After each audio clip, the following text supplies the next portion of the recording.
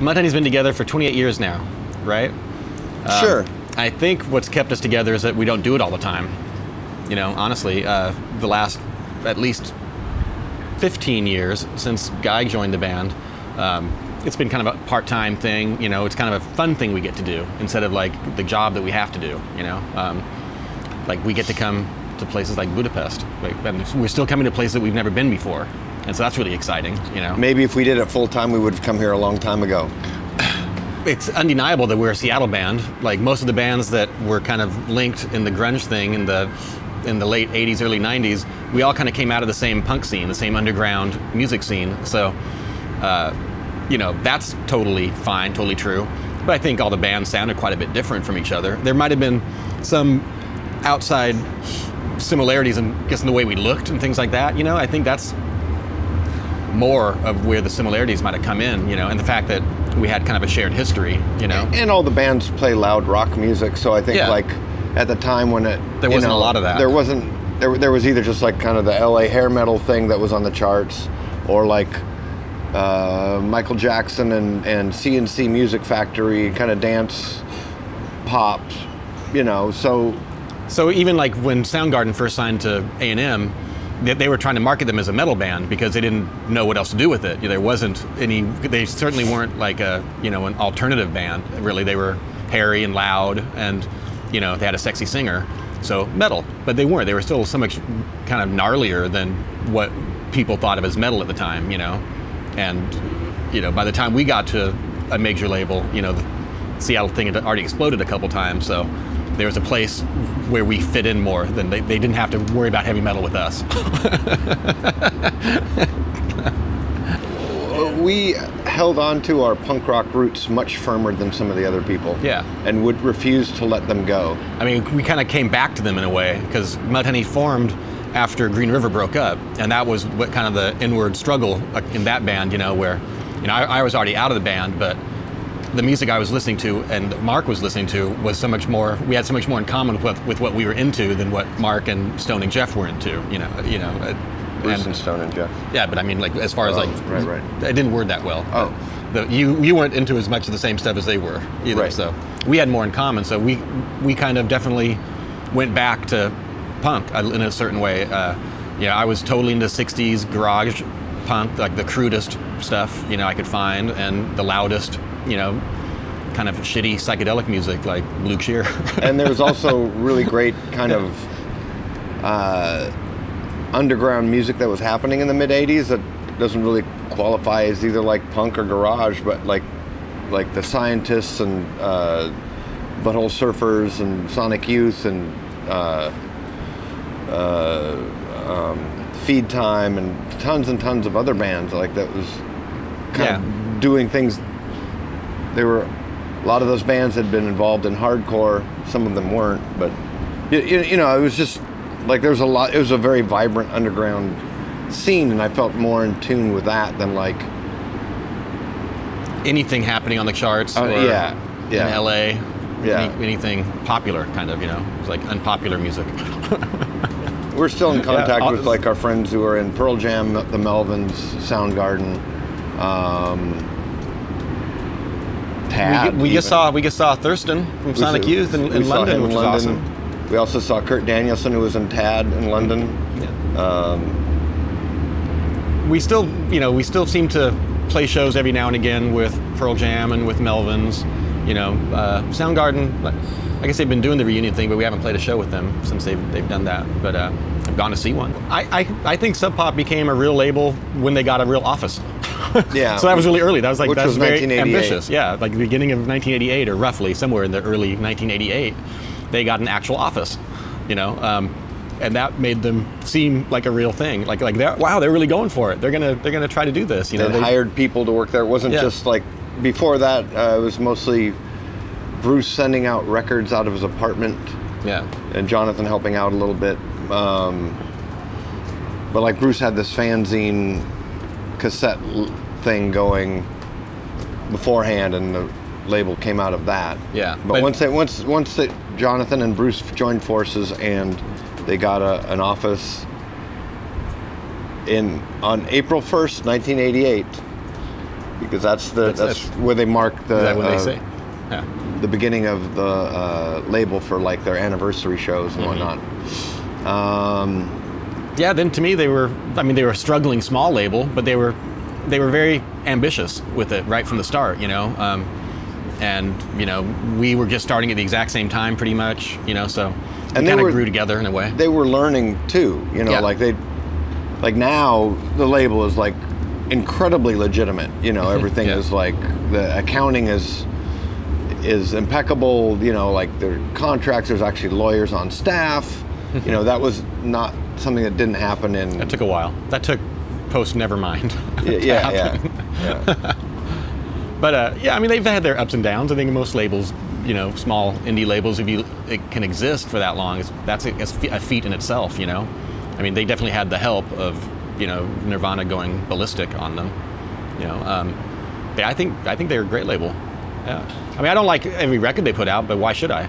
You know, I don't like every record any label is going to put out. I don't think, you know. It's cool. The only downside is that the shipping costs are higher. For vinyl? Yes. Yeah. Trying to ship it overseas is insane now. Try shipping a carton of 30. Yeah, I can imagine. We've kind of been writing songs the same way since the beginning. It's the four of us getting in the room together generally and fumbling about, going like, anyone have any riffs, any ideas? Like generally, you know, we will have some riffs and we'll start playing those over and over and over, and slowly form a couple of them together, and then the lyrics take a little longer. There's been occasions when Yeah. the lyrics are like done, like I've got a set of lyrics complete and no music for it, but that's rare. Yeah, it's usually it's the music like first. Music first, and we have a little recording device in the practice room, and we'll record all these riffs and stuff, and I'll go through it and try to come up with something that I'm happy with, that I feel like I could sing for a long time in the future. That's the hardest part for me, is just coming up with like lyrics that I'm happy with. We have jobs. I live in Portland. We have kids. We just have other things, you know. It's not our job. It's like this fun thing we do, you know. So it takes a while. I work at Sub Pop in the warehouse. I sell records online, like on eBay and Discogs.com and stuff. And when I get home from this tour, I'm going to be looking for a job. He is totally a record collector. Yeah, I'm a seller though too. So I kind of killed my collector bug in a certain way when I started selling records. Like I started selling records when my son was born, almost 12 years ago now. And I was like, well, I wanted to take a break from working. I said, I can start selling some of my rare records for the next couple years so I can spend more time with him as he's a young child. And what happened was it just kind of killed the collector in me. Because I started selling some of my most valuable records, because this is just one record, this is $1,000, this will be easy. And then I started looking around my house going like, there's nothing I own that I wouldn't sell for $1,000 except my car or the house. Or your son. Or my son. The wife though, hey. So, you know, it was kind of a blessing in a weird way, because I still love digging for records and stuff, but I'm not obsessed, because it became a smaller part of my life, I guess, you know. Like, but I dig through dirty boxes of records a lot. I'm fine with that. Yeah, I've got at least one compilation, I think, of Hungarian like 60s and 70s psych stuff. I don't have a deep political philosophy like Crass, so that's not a thing that is happening in the band. I thought that was your deep political philosophy. Well, yeah, but I'm not as verbose, and I'm not singing about it. Yeah, I don't know. I just try to write about something that strikes me as interesting, and hopefully if there's something that's... My humor tends to be dark, you know, I think, generally. So I like to keep that in there. You know, nothing too terribly serious. I mean, sometimes we'll have some songs that, like older songs that we'll revive, and maybe the lack of humor and the earnestness in those earlier lyrics really bothers me. You know, like I'm a distraught person in my 20s. Ah! You know, And now you're an unfortunate content man in your 50s. I'm totally content person in my mid-50s. I have a little more difficulty. Seems like Need is one that you have a hard time with, which is one of my favorite early songs of ours, you know. Thorn is another. Something So Clear, which is a song that we've been doing lately, is like, oh my God. I was very serious about this. So Mudhoney's after future this plans. tour, we're going to go home. We're going to go home for a couple of weeks.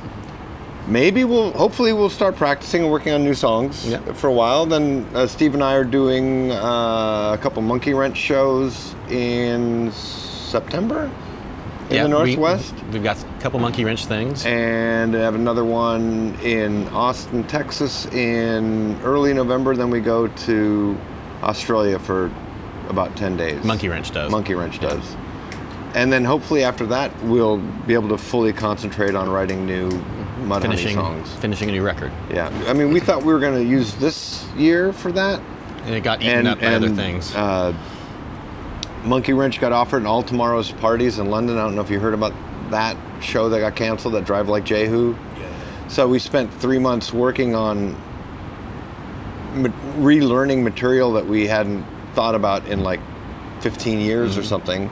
And Steve can only come up since he lives in Portland, like once a week. So like he was coming up for Monkey Wrench and we weren't able to do any Mudhoney stuff at the same time.